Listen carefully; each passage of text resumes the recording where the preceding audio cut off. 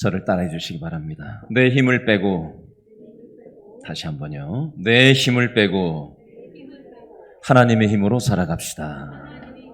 자, 손을 이렇게 드시고 잘 오셨습니다. 앞뒤 좌우를 돌아보시고 잘 오셨습니다. 환영합니다. 인사해 주시기 바랍니다. 여러분, 학습성 무력감이라는 말을 들어보셨습니까? 학습성 무력감. 이 말은요, 낙관주의 심리학으로 유명한 셀리그먼 박사라는 사람이 만들어낸 말인데요. 이 셀리그먼 박사가 실험을 하나 했습니다. 개를 가지고 실험을 했는데요.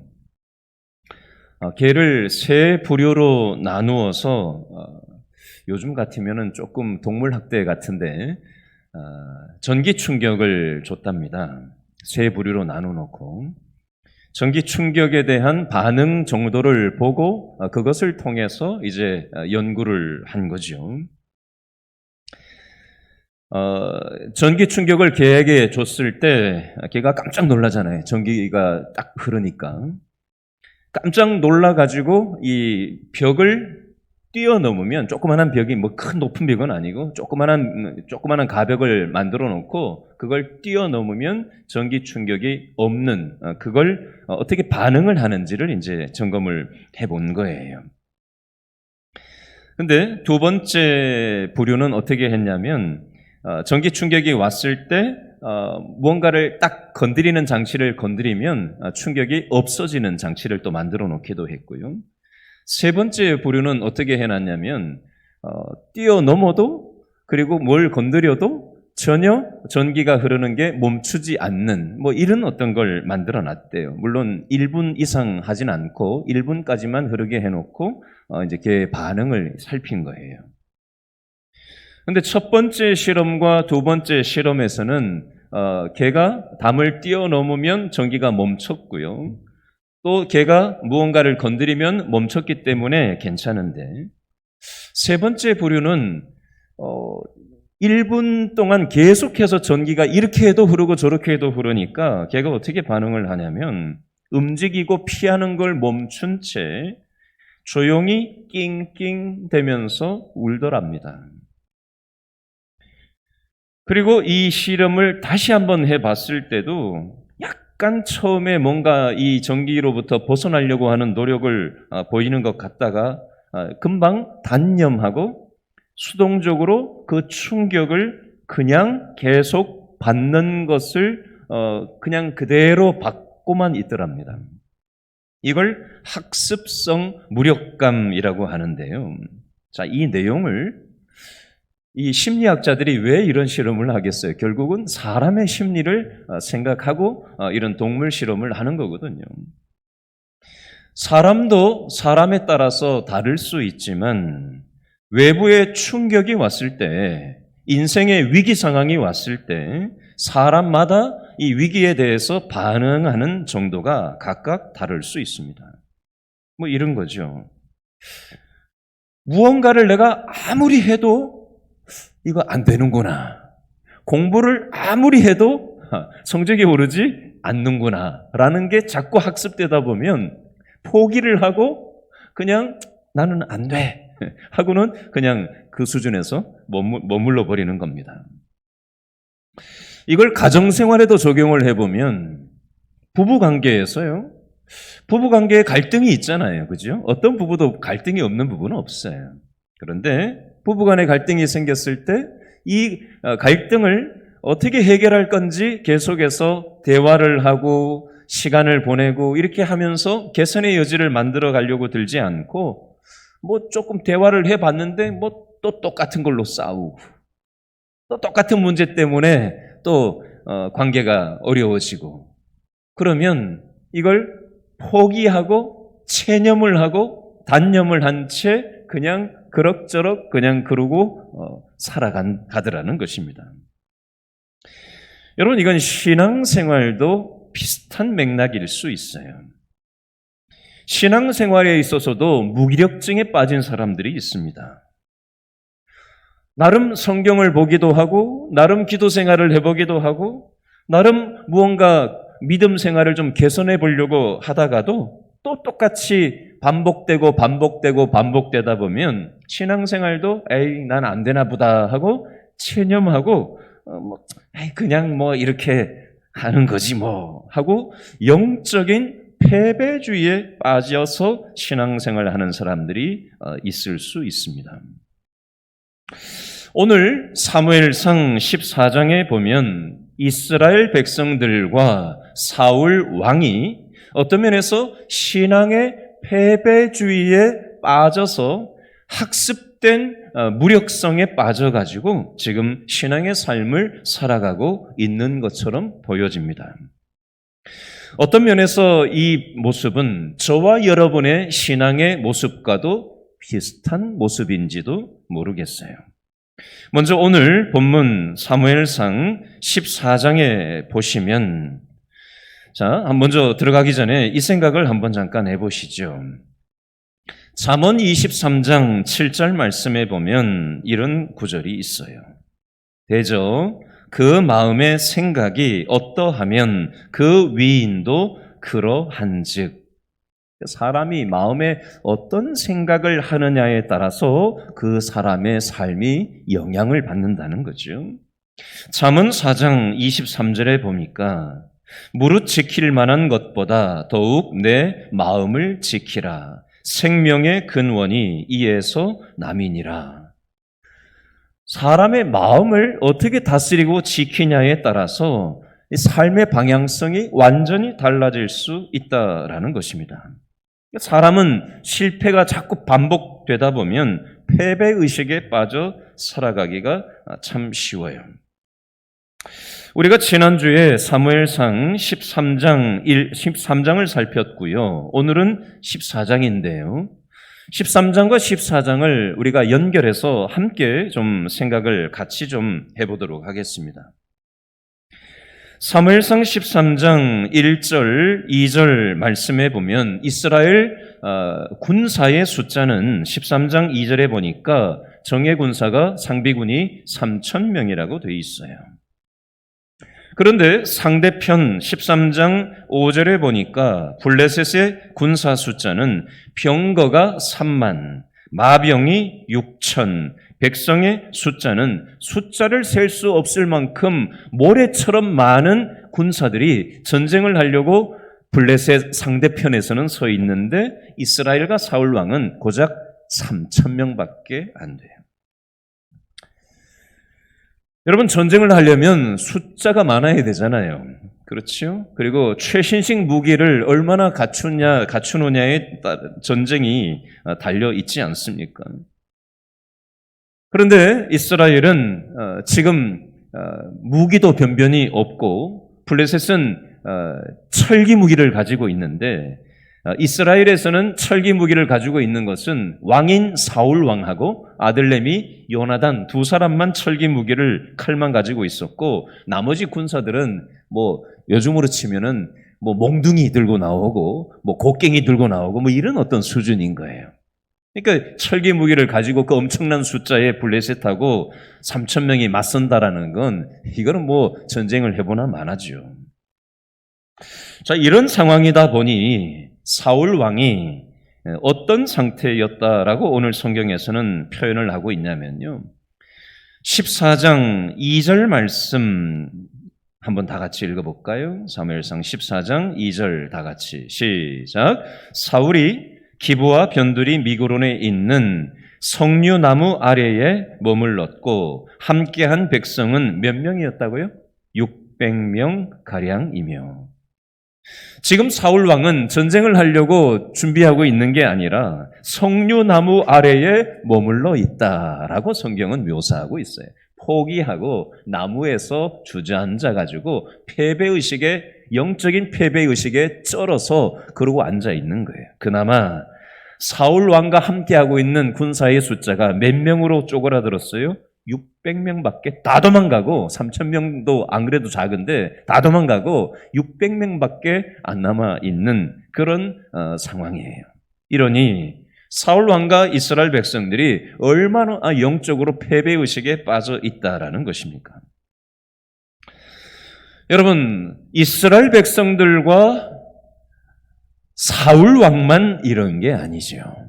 저와 여러분도 예배당에서 예배 드릴 때는 계속해서 우리는 하나님을 얘기하잖아요. 제가 설교할 때도 하나님 얘기하고, 아까 찬송할 때도 하나님을 찬양했고, 우리 찬양 때도 하나님을 찬양했고, 기도할 때도 하나님만 영광을 받으시라고 아까 기도를 했고요. 그죠? 우리는 예배당에 와서 주일날 예배 드릴 때는 하나님만 생각해요. 그죠? 근데 우리가 월화수목금토 직장에 출근하면 어떻습니까? 예배드리고 가정에 딱 가면은 어때요? 아니, 예배당 문만 딱 벗어나서 이 예배당만 빠져나가면 벌써 어떻습니까? 우리 눈에 뵈는 게 뭐가 보이죠? 하나님이 생각되고 하나님이 보이고 하나님이 느껴지기보다 돈의 논리, 세상의 논리, 경쟁적인 이 시대, 그죠? 전쟁이 터지고 지진이 나고 수많은 사건 사고가 판을 치는 이 하나님과는 동떨어진 이 골리앗과 같은 엄청난 이 세상에서 우리가 부대끼면서 살다 보니 우리가 믿음의 간이 콩알만해져가지고 영적인 패배의식에 쩔어가지고 혹시 우리가 살아가고 있지는 않느냐라는 겁니다. 이게 과연 사울 왕만의 문제냐는 거예요. 이스라엘 백성들의 오늘 사무엘상 13장, 14장만의 얘기냐는 거예요. 우리들의 얘기 아니에요. 자, 오늘 설교 제목이 지난주에 이어서 사울의 실패 두 번째예요. 사울은 이런 영적인 패배의식에 쩔어서 주저앉아서 한숨만 팍 쉬고 있었을 때 사울의 아들내미 요나단이 어떤 행동을 하는지를 오늘 성경은 대조 비교를 하면서 사울 왕과는 다른 신앙의 면모를 보여주고 있습니다. 사울 왕의 아들 요나단이 어떤 말과 어떤 행동을 하고 있는지 그 내용이 14장 6절, 7절 말씀에 나오는데 다 같이 한번 더 읽어보겠습니다. 14장 6절, 7절 다 같이 시작. 요나단이 자기의 무기를 든 소년에게 이르되 우리가 이 할례 받지 않은 자들에게로 건너가자. 밑줄 그으세요. 여호와께서 우리를 위하여 일하실까 하노라. 여호와의 구원은 사람이 많고 적음에 달리지 아니하였느니라. 7절. 무기를 든 자가 그에게 이르되 당신의 마음에 있는 대로 다 행하여 앞서 가소서. 내가 당신과 어떻게 하여 마음을 같이 하여 따르리이다. 아멘. 6절 7절에 보니까 요나단의 무기를 든 이 비서실장급에 해당하는 무기를 든 소년 하나가 나와요. 사울의 아들 요나단이 얘기를 하는 거예요. 여호와께서 우리를 위하여 일하실 것이다. 한글 성경에는 일하실까 하노라라고 되어 있지만 원문에 보면 하나님께서 우리와 함께 하실 것이다. 여호와의 구원은 사람이 많고 적음에 달려 있는 게 아니다. 라고 믿음의 말을 연거푸하고 있습니다. 믿음의 말을 하는 사람 옆에 있으면은 옆에 있는 사람이 영향을 받게 돼 있어요. 요나단 옆에 있었던 무기를 든 사람이 요나단에게 얘기를 하죠. 당신의 마음에 있는 대로 다 행하여 앞서가소서. 내가 당신과 마음을 같이 하겠습니다. 라고 믿음의 동역자가 요나단과 함께 믿음의 말을 나누고 있는 장면이 나오고 있어요. 여러분, 이 모습을 보면서 우리들의 모습을 한번 돌아볼 수 있었으면 좋겠어요. 우리는 습관을 고치려고 하고 공부를 해보려고 하고 사업을 해보려고 하고 가정을 뭔가 좀 개선해 보려고 애를 씁니다. 그런데 이게 쉽게 변화되지를 않아서 우리는 내 능력이나 환경이나 인생의 장애물이나 위기 상황을 보면서 패배의식에 쩔어 살 때가 많이 있습니다. 그런데 오늘 이 요나단은요, 똑같은 상황이었지만 믿음의 말을 하고 믿음으로 하나님을 바라보고 자기가 할 수 있는 수준을 바라보고 자기가 가진 걸 바라본 게 아니라 하나님을 바라보고 믿음의 말을 하고 또 믿음의 말을 하고 있는 요나단에게 하나님께서 믿음의 동역자를 붙여주시는 장면이 나와요. 오늘 오후 예배를 마치고 대구에 장례식장을 다녀올 거예요. 이상훈 집사님 어머님께서 어제 천국에 가셔서 오늘 입관 예배를 인도하러 오후 예배 마치고 다녀오려고 하는데요. 그 부인 되시는 우리 강영선 권사님하고 어제 전화 통화를 잠깐 하는데 이런 얘기를 하시더라고요. 시어머니, 이제 천국 가신 시어머니가 교회에 다니셨는지 어땠는지, 형제들은, 남편 이상훈 집사님 형제들은 믿는지 안 믿는지 제가 한 분 이렇게 좀 여쭤봤어요. 이런저런 얘기를 하다가 시아버지가 십몇 년 전에 이제 소천을 이제 하시는 그 과정에 전혀 교회에 다니지 않는 분이셨는데 마지막에 얼마 동안 신앙생활을 시아버님께서 하시고 자녀들이 아무도 신앙생활을 오남매가 하지 않는데 자녀들에게 기독교장으로 내 장례를 치러달라고 고개를 끄덕끄덕 하셨다는 얘기를 하시면서 권사님이 이런 얘기를 저한테 하시더라고요. 목사님, 그때 많이 어려웠어요. 그렇게 하는 과정이 많이 어려웠어요. 왜 안 어려웠겠어요? 아무도 믿지 않는 형제들이 아무도 믿지 않는데 거기에 시집 가서 또 남편 신앙생활 하게 되고 또 시아버님 또 장례 치르는 과정 속에 기독교 장으로 또 그렇게 하는 과정, 또 이번에도 또 기독교 장으로 시어머니도 이제 요양원으로 들어가시기 전에 이제 몇 년 동안 시아버지 장례 마치고 난 다음에 또 신앙생활 하시는 그런 일들이 있었고 또 이번에도 기독교 장으로 그렇게 하게 됐습니다. 그러나 그 과정에서 어려움들이 왜 없었겠어요? 이런 얘기를 하시더라고요. 여러분, 우리가 신앙생활을 하는 거 그냥 되는 거 없습니다. 그렇죠? 오늘 예배드리시는 우리 성도님 중에서도 아무도 믿지 않는 가정에 시집 오시고 또 장가 가셔서 또 가정을 또 믿음의 가정으로 세워가시는 그 가정에 우리 길신교회 성도님들하고 제가 대화하다 보면 참 많은 눈물의 시간들이 있었다는 거 제가 이렇게 저렇게 들어서 잘 알고 있어요. 우리가 신앙생활을 믿음으로 이 세상을 살아가려고 하다 보면 참 어려움과 부대낌이 있을 수 있어요. 그러나 하나님께서는 우리를 도와주시고 우리와 함께 하신다는 그 믿음을 잃어버리지 않고 믿음으로 눈물의 씨앗을 심는 사람들을 통해서 하나님은 주변에 돕는 사람들도 붙여주시고 합력하여 선을 이루시는 줄로 여러분 믿으실 수 있기를 바랍니다. 죽음에도 희망이 있다는 사실을 여러분 꼭 기억할 수 있게 되기를 바랍니다. 자, 두 번째는요. 자, 우리가 눈에 보이는 것만 보지 말고 믿음으로 바라보면서 살아가야 되는데요. 자, 사울 왕과 이스라엘 백성들은 무엇을 바라보았기 때문에 자포자기하고 패배의식에 영적인 패배의식에 쩔어 살게 되었느냐? 비교의식에 빠져 있었기 때문에 그랬고요. 그리고 내가 할 수 있냐 없냐, 내가 가진 힘을 가지고 무언가를 해보려고 했기 때문에 사울과 이스라엘 백성들은 영적인 패배의식에 쩔어서 살 수밖에 없었습니다. 사울과 그리고 이스라엘 백성들은 비교하는 마음들이 컸는데요. 조금 전에도 말씀드렸지만 이스라엘 백성들은 무기도 없었고 전차도 없었고 기마병도 없었고 칼과 창도 없었어요. 그러나 상대편 블레셋은요, 전차도 있고 기마병도 있고 칼과 창과 철기 무기가 있었습니다. 수적으로도 보면 이스라엘 군사는 3,000명에서 다 도망가고 600명밖에 안 남았는데 블레셋은 전차만 3만 대고 기마병은 6,000명이고 보병은 숫자를 셀 수 없을 만큼 많았어요. 비교 불가 상태입니다. 그러다 보니 무기력증에 빠졌어요.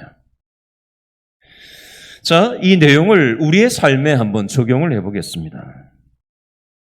혹시 이렇게 생각하시는 분 계세요? 나는 돈이 없어. 나는 못 배웠어. 나는 능력이 없어. 나는 외모가 볼품이 없어. 나는 나이가 많이 들었어. 나는 말도 잘 할 줄을 몰라. 나는 믿음도 별로 없어. 여러분, 제가 지금 이런저런 것들을 얘기했지만 전부 다 없는 거에 초점을 맞춘 생각과 말을 했어요. 그죠? 이것만 생각하고 이것만 말하고 이거에 빠져 살다 보면요, 절망하고 무기력증에 빠져들게 됩니다. 여러분, 제가 예를 하나 좀 들어볼게요. 최근에 베스트셀러 1위를 계속하고 있는 책이 하나 있는데요. 정신분석 전문의 김혜남 씨가 쓴 책인데, 만일 내가 인생을 다시 산다면 이라는 책이에요. 이분은 2001년도 22년 전이죠. 그때 43살이었었는데 정신분석 의사인데 43살 2001년도 때 파킨슨 병에 걸린 분이에요. 근데도 지금까지 아주 활동을 열심히 하고 책도 여러 권 써내고 있는데요. 이 책 중에 이런 예화가 나와요.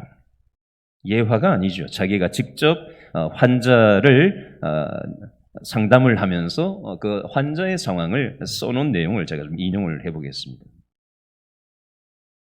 70세가 넘은 남자 환자가 한 명 있었다. 그는 오래전부터 잠을 못 자고 우울하고 사는데 별 재미를 못 느껴 병원을 다니기 시작했다. 그는 항상 얼굴에 수심이 가득했고 이것저것 걱정이 많았고 모든 일에 짜증이 난다고 했다. 자식들도 다 잘 커서 결혼했고 남들이 부러워할 만큼 돈도 벌었고 집안엔 아무런 문제가 없는데도 그는 자기 삶에 만족하지 못했다. 그는 올 때마다 재산이 100억이 넘고 골프와 승마 그리고 해외여행으로 여가를 보낸다고 자랑하듯 말하면서도 재산을 관리하기 힘들다, 세입자들이 말을 안 듣는다는 등의 불평, 불만을 늘어놓곤 했다. 그러던 어느 날 그는 전혀 다른 얼굴로 병원을 방문했다. 주름살은 보톡스로 다 펴고 약간 처진 눈은 쌍꺼풀 수술로 올리는 등 얼굴 전체를 고쳐 40대 같은 모습으로 나타난 것이다. 그러면서도 또 잠이 안 온다. 사는 게 재미없다는 말을 반복했다. 여러분, 이 얘기를 들으면서 어떤 생각이 드세요? 자기 재산이 100억이 넘는 자산가이고 해외여행도 마음대로 다니고 70대 남자인데 성형수술을 해가지고 외모는 40대처럼 보이는데도 집안에 아무런 문제가 특별한 일이 없는데도 이 사람 얼굴은 항상 수심이 가득하고 잠은 안 오고 사는 건 재미를 못 느끼고 우울하고 짜증이 모든 일에 짜증이 난다고 하고 삶에 만족도 못하고 어떻게 생각되세요? 만족할 만하지 않아요? 그죠? 행복할 만하지 않습니까? 근데 이 사람은 만족하지 못하고 행복하지 못하고 짜증만 가득하고 수심만 가득하고 살 맛도 없고 재미도 없고 의욕도 없고 그러고 살아가고 있는 겁니다. 왜 그럴까요? 여러분, 자기한테 없는 거를 자꾸 바라보면 그렇습니다. 자꾸 비교하면 많다고 만족하는 거 아니거든요. 돈 많다고 만족이 있는 게 아니거든요. 그렇죠? 일이 잘 풀린다고 행복한 것도 아니거든요. 안 풀려도 행복하게 사는 사람이 있고요. 가진 게 없어도 행복하게 사는 사람도 있습니다. 여러분, 저와 여러분은 요즘 어떻게 살아가고 있습니까?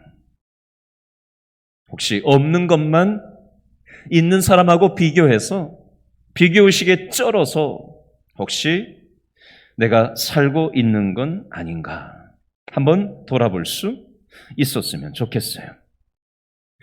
출애굽기에 보면 모세에게는 지팡이 하나밖에는 없었어요. 근데 모세가 지팡이 하나 가지고 하나님만 의지하고 나아갔습니다. 그때 하나님께서 그 모세를 통해서 아름답게 하나님께서 사용하셨어요. 하나님은 모세에게 말씀하셨어요. 내가 너를 만들었다. 내가 너에게 있는 것을 사용하겠다. 나만 믿고 지팡이 짚고 나아가라. 하나님이 말씀하셔서 모세는 그 말씀을 붙잡고 나아갔습니다. 여러분, 얼마나 많은 돈을 모으셨습니까? 얼마나 많은 성취를 하셨습니까? 내가 꿈꾸었던 것을 얼마나 획득하셨습니까? 여러분, 이 세상 모든 것을 다 가진 사람이 있을까요? 이걸 갖추면 뭐가 하나 부족해도 부족한 게 있어요. 다 가질 수 없어요. 모든 걸 다 이루는 사람은 없습니다. 여러분, 제가 오늘 말씀을 준비하면서 여러분들한테 뭐라고 이렇게 얘기를 해야 좀 이해가 될까 고민을 하다가 예를 한번 찾아보려고 이렇게 한번 찾아봤어요. 일해전자라는 전자회사를 설립한 정문식이라는 분이 계세요. 20년 전에 40대 초반이었으니까 이분 나이가 뭐 지금 한 60대 한 중반 정도 됐을 것으로 보여지는데 중반, 후반 되셨을까 모르겠어요. 이분은 한양 공고를 나오신 분이에요. 한양 공고.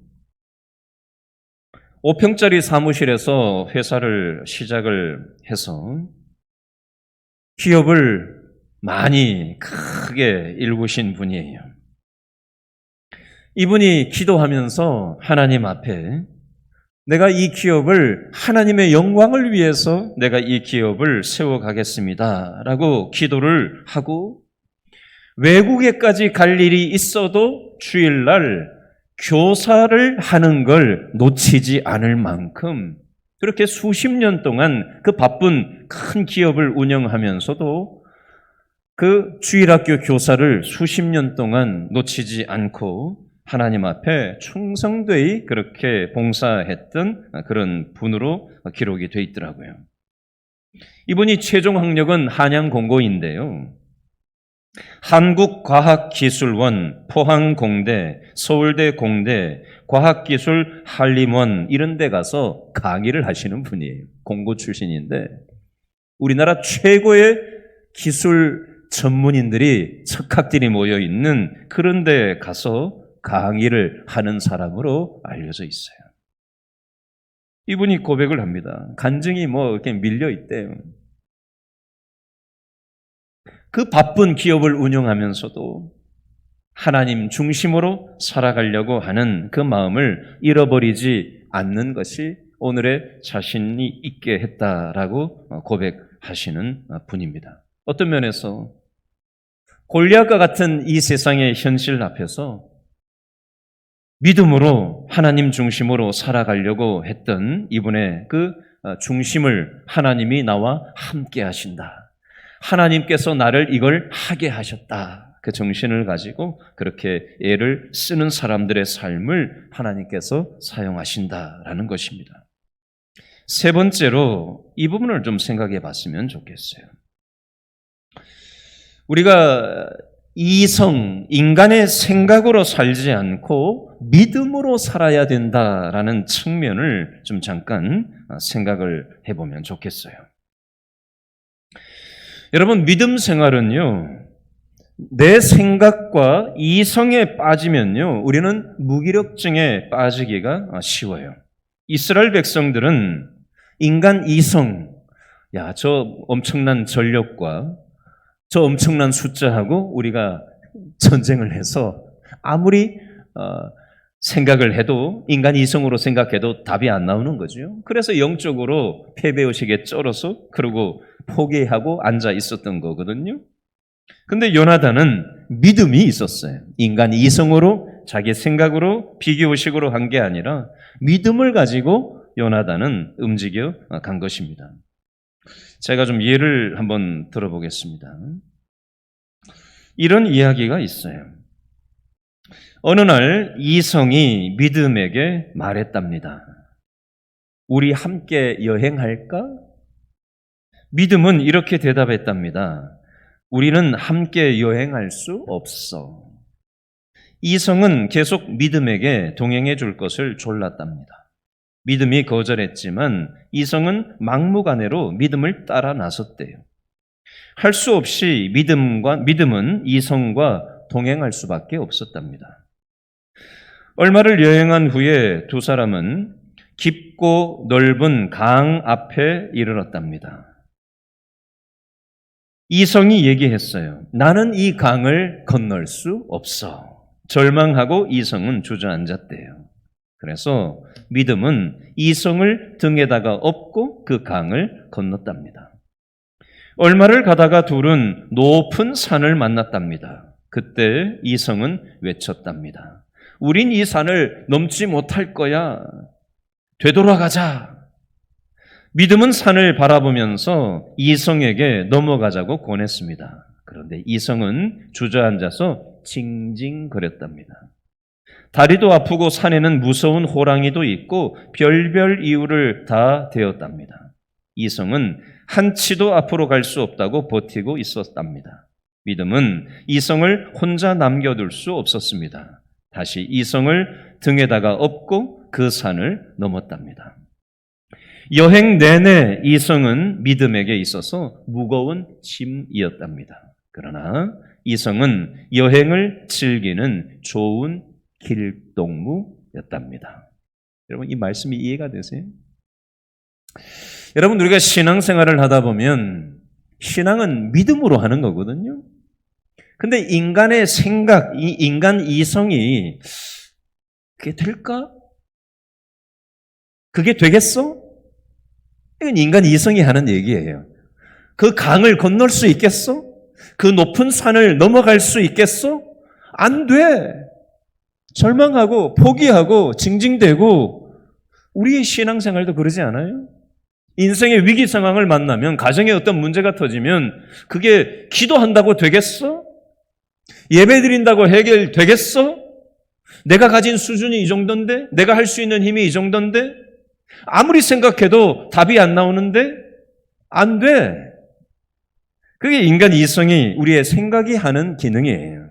그러나 믿음은 그 인간 이성을 넘어서서 그 믿음을 통해서 하나님께서는 역사한다라는 것입니다. 여러분, 믿음은 이성적으로 생각할 때 참으로 미련한 방식이에요. 요나단이, 그리고 요나단의 무기를 든 사람이 그 적진에 단둘이 절벽을 기어오르는 걸 보면서 사무엘상 14장 8절, 9절, 10절 말씀해 보니까 블레셋 사람들이 혀를 끌끌 차면서 한번 올라와 봐라. 놀리는 거예요. 한번 올라와 봐라. 니네들이 뭘 할 수 있나 보자. 그걸 요나단은 표징으로 보고, 하나님께서 만약에 블레셋 사람들이 그렇게 얘기한다면 하나님의 사인, 표징으로 알고 내가 믿음으로 적진으로 가겠다라고 기도하면서 그렇게 기도한 대로 움직여가는 거예요. 그리고 하나님은 요나단의 그 믿음의 행동을 통해서 어떻게 역사하셨냐? 사무엘상 14장 45절 6째 줄에 보면요, 이런 표현이 나와요. 사무엘상 14장 45절에 보니까 그가 오늘 하나님과 동역하였음이니이다 라고 되어 있어요. 요나단이 하나님과 동역해서, 믿음의 동역을 해서 믿음의 역사를 이루어냈다라고 성경 기자는 표현을 하고 있습니다. 여러분, 히브리서 11장에 보면 수많은 믿음의 사람들의 이름이 기록이 되어져 있어요. 믿음의 사람 아브라함, 우리 너무 잘 알잖아요. 그죠? 여러분, 아브라함이 어떤 사람이었죠? 아버지는 달신을 섬기는 사람이었어요. 달신을 섬기는 우상 세공업자 집 아들이 바로 아브라함이었어요. 얼마나 못났으면 자기 부인 사라를 내 부인 아니라고 거짓말을 해가 자기 살려고 남의 남자한테 2번이나 팔아먹은 적이 있었던 남편이, 못난 남편이 바로 아브라함이었어요. 아브라함 가정 그러다 보니까 다른 여자를 들여가지고 아이를 낳는 과정에서 사라와 새로 들인 여인 사이에서 가정 불화가 생겨가지고 가정에 아주 가정이 편안할 날이 없었던 집이 아브라함 가정이기도 했습니다. 여러분, 믿음의 사람의 삶에 있어서 그냥 믿음으로 한 번에 쫙 가는 건 없어요. 믿음의 조상이라고 하는 아브라함도 아주 형편없는 믿음 없는 면모가 많이 있습니다. 저와 여러분도 믿음으로 살지 못하고 형편없는 믿음 없는 면모가 많이 있지 않습니까? 그죠? 저와 여러분도 영적인 패배의식에 쩔어가지고 지금 기도가 나오지 않는 채 혹시 살아가고 있지는 않습니까?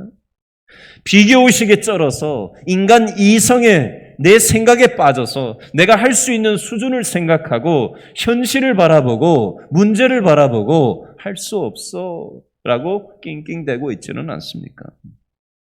오늘 요나단의 모습을 보면서 우리가 교훈을 얻어야 될 것입니다. 요나단도 왜 이성이 없겠어요? 요나단도 왜 비교를 안 했겠어요? 그러나 요나단이 하나님을 바라보고 하나님과 동역함으로 이 모든 인생의 어려움을 돌파하였던 것처럼 저와 여러분도 이성과 비교의식에 쩔어 살지 말고 하나님과 동역함으로 우리의 문제를 돌파하는 저와 여러분 될 수 있기를 바랍니다. 기도하겠습니다.